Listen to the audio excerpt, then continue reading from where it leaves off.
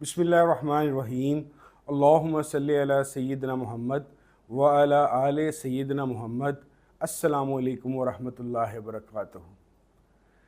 बात हुई थी पिछली दफ़ा वासिफ़ अली वासिफ़ साहब पे 91 92 का आगाज़ हो चुका है और अब तक जिस तरह मैंने बताया कि भगवान गुरु रजनीश की वजह से मैं वासिफ़ साहब के पास पहुंचा, इसी तरीके से मैं ये बड़ा ज़रूरी समझता हूँ कि अब तक ना सिर्फ कि मैं वासिफ़ अली वासिफ़ साहब से मिल चुका था, बल्कि अपनी टीन एज के अंदर जितने मशहूर हमारे अफसाना नवीस हैं, कृष्ण चंद्र से लेकर बेदी और सादर सन मंटो और मुमताज़ मुफ्ती और इशफाक अहमद और असमत चुगताई, इन तमाम की मैं अफसानों की किताबें पढ़ चुका था। लेकिन इसमें एक बड़ी मज़ेदार बात ये मुझे अब लगती है, क्योंकि ये किसी प्लानिंग के तहत मुझे नहीं लगता कि मैंने किया, कि मैं इसके पैरेलल 9वीं 10वीं जमात से कुछ कुरान शरीफ के तराजिम और तफसीरों की किताबें और ख़ास तौर पे दो शख्सियात की मुतल्लिक जो कैसेट्स अवेलेबल थीं और जो किताबचे या मज़ामीन थे वो भी मैं पढ़ रहा था। वो शख्सियात थी डॉक्टर ताहिर अल कादरी और डॉक्टर इसरार अहमद साहब। तो वो मेरे साथ ये रहा था कि एक तरफ मैं अफसाने और इस तरह की ड्रामाई चीज़ें पढ़ रहा था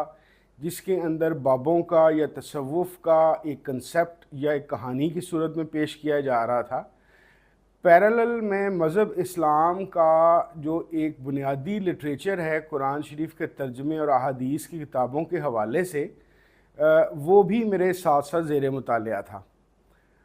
कुछ अजीब सी बात मुझे ये लगती थी कि जब मैं ख़ास तौर पे इशफाक अहमद, बानो कुदसिया, कुदरतुल्लाह शहाब और मुमताज़ मुफ्ती साहब की किताबें पढ़ता था और उस ज़माने में मुझे ख़ास इन लोगों का ज़ाहिर एक किरदार रहा है बाबों के मुतल्लिक बात करने का, तो मैं बाबों से कोई इम्प्रेस नहीं हो पा रहा था, बल्कि शायद थोड़ी दो आदशा काम इस तरीके से हो गया कि ज़ाहिर है एक बंदा 7 अहादीस की किताबें पढ़ रहा है और कुरान शरीफ की बातें कर रहा है जिसके अंदर अल्लाह रसूल सल्लल्लाहु अलैहि वसल्लम के अलावा किसी का ज़िक्र ही नहीं है। मज़ीद काम थोड़ा सा अजीब इस तरीके से हुआ कि इसी टाइम पीरियड के अंदर मेरे ख़्याल में 89-90 के अंदर मैंने परवेज़ साहब की किताब तसव्वुफ़ की हकीकत पढ़ ली और मेरा क्योंकि परवेज़ साहब एक रैशनलाइज़ करके और लॉजिक को इस्तेमाल करते हुए बातें करते थे या लिखते थे, तो मेरे दिमाग ने उनकी जो तसव्वुफ़ की हकीकत वाली किताब थी उसके भी जहन पे काफ़ी गहरे असर आए थे। तो मेरा दिमाग थोड़ा सा अजीब तरीके से एक खिचड़ी सी बन गया हुआ था जिसके अंदर तौहीद की बातें भी थीं, अहादीस के रेफरेंसेस पे थे, गुरु रजनीश टाइप लोगों की एक पुरज़ोर या पुरअसर शख्सियात का भी तारुफ मेरे पास था। इशफाक अहमद और बानो कुदसिया और मुमताज़ मुफ्ती कुदरतुल्लाह शहाब के बाबों का भी तसव्वुर था। परवेज़ साहब की एंटी तसव्वुफ़ भी मेरे अंदर स्टोर थी। तो इसी चीज़ के अंदर जब मेरी वासिफ़ साहब से मुलाकात हो गई तो मैंने ये ठानी कि बेसिकली ये बाबे होते कौन है, इसके लिए किसी बंदों से गुफ्तगू करनी चाहिए। वासिफ़ अली वासिफ़ साहब की जिस तरह मैंने बताया आपको कि उनकी तबीयत कुछ इस तरह की थी कि वो एक माशाल्लाह काफ़ी संजीदा और बुर्दबार से शख्सियत थे और ऐसी शख्सियत थी जिसके बंदा बड़े आराम से रोब में या असर में आ जाता था। तो वो ऐसी पर्सनैलिटी मुझे ना लगी जिनके साथ गपशप की जा सके या खुली गुफ्तगू की जा सके। तो मैंने काफ़ी तलाश और काफ़ी सोच विचार के बाद सोचा कि क्यों ना ये जो उनसे 4 लोग हैं जिसमें शहाब साहब का इंतकाल हो चुका हुआ था और शहाबनामा मैं बहुत ज़ोर से पढ़ चुका हुआ था, क्यों ना मुमताज़ मुफ्ती से मिला जाए, क्योंकि अलीपुर एली वाला अगर मुमताज़ मुफ्ती मेरे जहन में ये था कि 30% भी वैसा है तो ये यकीनी तौर पे गपशप लगाएगा और मैं इजी हो के खुल्लम खुल्ला बग़ैर किसी डर खौफ के ये बाबाइज़म इनसे समझने की कोशिश करूँगा जो मुझे समझ नहीं आ रही। मैंने मुमताज़ मुफ्ती साहब की किसी किताब से उनका घर का एड्रेस लिया और या फ़ोन नंबर लिया, उनसे मेरा राब्ता हो गया और उसके बाद मुलाकात तय हो गई। मैं अपने दोस्तों के साथ किसी और टूर के ऊपर इस्लामाबाद और मरी जाना था, تو جب میں اسلام آباد گیا تو F61 میں ان کی رہائش پہ میرے اپنے ایک دوست فیصل انور جو اب کینیڈا میں ہوتے ہیں ان کے ساتھ میری ملاقات ہوئی۔ ملاقات میں میرے پاس وہی جو ان سے بنے بنائے سوالات تھے، جس میں بیسیکلی میں یہ جاننا چاہ رہا تھا کہ مفتی صاحب یہ بابے کون ہوتے ہیں، اور یہ کوئی پیرالل سسٹم ہے دین کا یا یہ کوئی اور چیز ہے؟ کیونکہ آپ لوگ جس طریقے سے بابوں کا ذکر کرتے ہیں یہ کوئی بہت پاورفل شخصیات لگتی ہیں، تو میں یہ جاننا چاہتا ہوں کہ ان کی پاور یہ کہاں سے لیتے ہیں اور یہ پاور کو ایکسرسائز کیسے کرتے ہیں؟ تو مفتی صاحب نے مختصراً مجھے پہلے تو بتایا کہ اس طریقے سے یہ جو ان سے بابائزم ہے یا جو بابے ہوتے ہیں یہ اللہ تعالیٰ کے دوست ہوتے ہیں، ان کو ہم عام زبان میں ولی اللہ یا زیادہ بابوں کو اولیاء اللہ کہتے ہیں۔ تو یہ اللہ تعالیٰ سے اس طریقے سے لنک ہوتے ہیں کہ یہ جو دعا کریں اور جو بھی کہہ دیں وہ بات پوری ہو جاتی ہے، اور اس طریقے کی مختلف انہوں نے باتیں بتائیں، پھر مختلف طرح کی گپ شپ لگتی رہی۔ میں نے ان سے پوچھا کہ پاکستان، کیونکہ اس زمانے میں میرے پاس 3 فیزز آئے ہیں پاکستان کا متعلق۔ یہ ایک وہ زمانہ تھا 22-23 سال کی عمر کا جب میں مفتی صاحب سے ملا، میں ایک جذباتی طور پر پاکستانی تھا، پھر بیچ میں تھوڑا سا میں پریشان سا ہو گیا پاکستان کی ہسٹری پڑھ کے، اور پھر محترم شیخ صاحب کے پاس آنے کے بعد مجھے سچے طور پہ، عقلی طور پہ اور تاریخی طور پہ صحیح طرح پاکستان سے محبت ہوگی۔ تو اس زمانے میں اسی جذباتیت میں نے ان سے پوچھا کہ آپ لوگوں نے پاکستان کو کیا دیا ہے؟ تو مفتی صاحب نے کہا کچھ نہیں دیا، کھچے ماری ہیں ہم نے۔ تو اس طرح کی گفتگو جب میرے ساتھ وہ کھلی ڈلی کرتے رہے تو میں خود بخود ایک 22-23 سال کا بندہ ایک 84-85 سال کے بندے سے ملاقات کر رہا ہے، تو آٹومیٹکلی میری ایک بانڈنگ سی ڈیولپ ہو گئی۔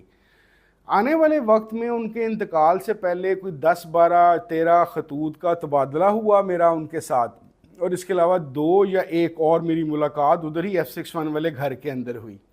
مفتی صاحب سے میں اپنے دل کی ہر بات کرتا تھا اور بڑے بڑے لمبے خط لکھتا تھا، جس کے جواب میں مفتی صاحب مجھے 2-3 مختصر سی لائنیں دیتے تھے۔ میری ان سے اشفاق احمد صاحب کے متعلق بھی گفتگو ہوئی کہ یہ کیا ہیں، یہ آپ سے ڈیفرنٹ لگتے ہیں۔ ان کی پتہ نہیں اب وہ بن رہے تھے یا جو بھی تھا، انہوں نے اشفاق صاحب کے متعلق بہت اچھی باتیں میرے ساتھ نہیں کیں۔ اشفاق صاحب اللہ غریق رحمت کرے اچھے آدمی تھے، تو میں وہ باتیں دہرانا نہیں چاہتا۔ ہاں، ان کی جو ان سا گفتگو کا جو مرکز ہوتا تھا مفتی صاحب کا، وہ قدرت اللہ شہاب ہی تھا۔ تو میں نے ان سے ایک دفعہ یہ بھی پوچھا تھا کہ یہ جو قدرت اللہ شہاب ہیں یہ آپ کے پیر ہیں، یہ آپ کے بابا جی ہیں؟ تو انہوں نے کہا کہ یہی سمجھ لو کہ ایسا ہی ہے۔ تھوڑا سا وہ ہنسے عجیب طریقے سے، یہ ملاقات کے اندر ہی میری بات ہوئی تھی، خط کے اندر نہیں ہوئی تھی۔ تو اس طرح کی چیزیں میں ان سے ڈسکس کر لیا کرتا تھا، لیکن لب لباب یہ تھا کہ مجھے جس طریقے سے ان کی کتابوں کے اندر بابوں کا ذکر تھا، مفتی صاحب سے ملنے کے بعد بھی مجھے بابوں کا یا اس طرح کے شخصیات کا کوئی جسے کہتے ہیں پراپر نالج نہ مل سکا۔ ہاں، ایک بات ضرور ہے کہ مفتی صاحب کی جو ایک زندگی یا ایک عام شخصیت تھی،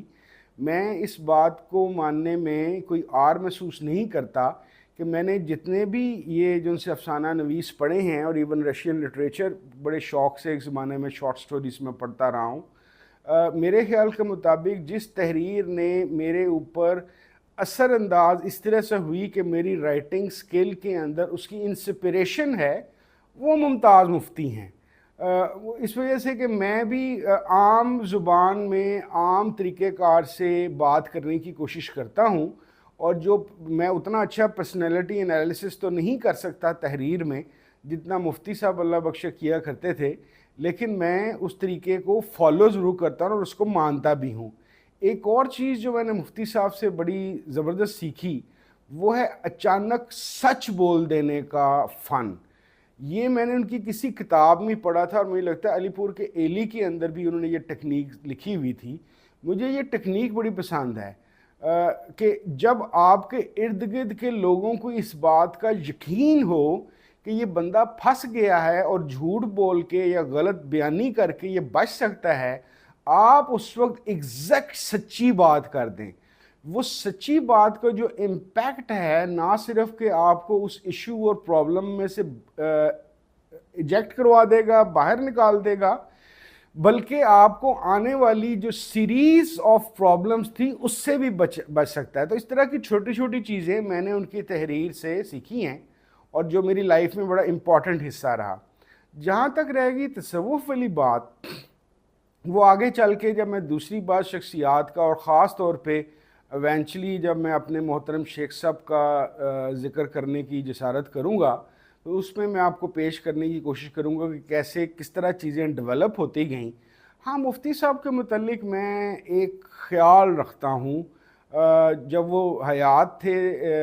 اس دنیا میں موجود تھے، تب سے میرے یہ ذہن میں ان سے مل کر آیا، کیونکہ میری ان سے جب ملاقات ہوئی وہ 85 سال کے تھے اور وہ 90 سال کی عمر میں انتقال ہوا۔ جب وہ شہاب صاحب کی باتیں کرتے تھے اور بابا ازم کی خاص طور پہ باریکیوں پہ بات کرنے کی کوشش کرتے تھے تو پتہ نہیں کیوں میرے ذہن میں آیا تھا کہ جس 90 کا ذکر قدرت اللہ شہاب نے شہاب نامے میں کیا ہے وہ 90 ممتاز مفتی ہیں، کیونکہ مجھے ایسا کئی دفعہ لگتا تھا کہ شہاب صاحب بہت اچھے آدمی ہوں گے، میری ملاقات نہیں ہے ان سے، صرف کتابیں پڑھی ہیں، لیکن شاید مفتی صاحب کو نہ چھوٹے بننے کا جو فن آتا تھا، انہوں نے اصل میں اپنے مرید کو پیر بنا کے اپنے آپ کو چھپا کے رکھا ہوا تھا۔ اور میں نے نشانی یہ رکھی ہوئی تھی دل ہی دل میں کہ اگر مفتی صاحب کا انتقال 90 سال کی عمر میں ہوا تو یہی 90 تھے۔ تو ہوا کیا، مفتی صاحب کا انتقال واقعی ان کے 90ویں سال میں ہوا، یعنی کہ 1905 میں ان کی پیدائش ہوئی اور 1995 میں مفتی صاحب کا انتقال ہوا۔ یہ ایک ضمنی سی بات میں نے کر دی ہے، کیونکہ ایک اور چیز جو میں نے ان میں خاص طور پہ دیکھی وہ یہی تھی کہ اپنے آپ کو چھوٹا بنا کر کس طریقے سے بہت ساری مصیبتوں سے بچا جا سکتا ہے۔ میری اپنی ذاتی زندگی میں دوسرے جتنے بھی تجربات ہوئے، میرے خیال کے مطابق دنیا کا سب سے مشکل کام عام انسان کے طور پر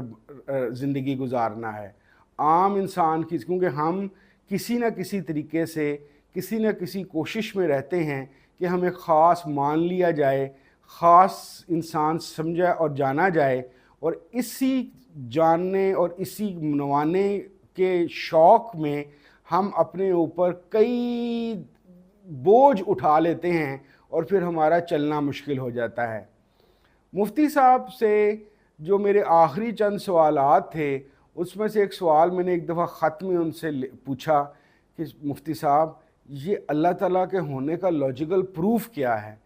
اس کے جواب میں مجھے خط آیا